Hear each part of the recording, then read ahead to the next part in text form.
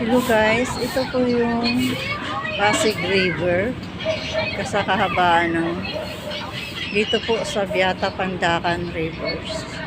Ito pong banggang ito, makikita nyo. Ito yung patawid ng Kalahi.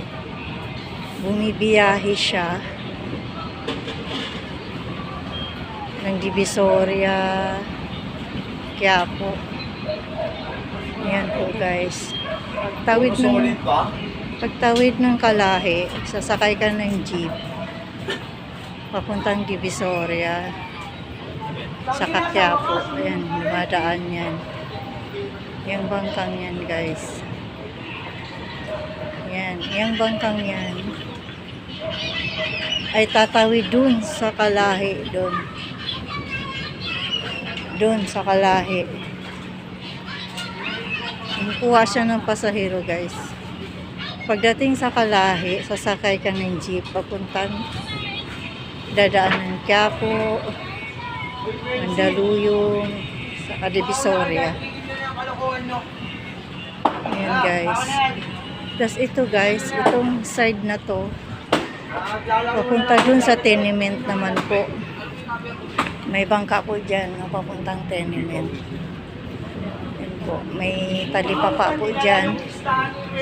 Yung sasakay po ng papuntang Santa Ana, pwede pong dumaan dyan sa tenement. Ayun po.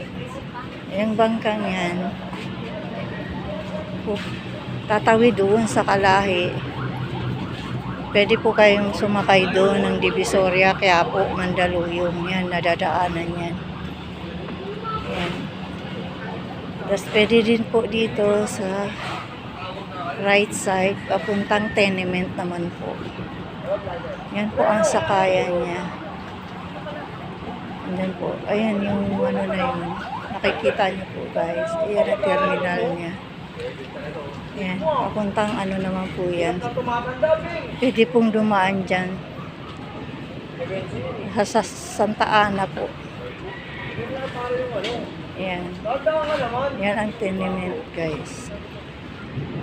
Salamat sa panonood.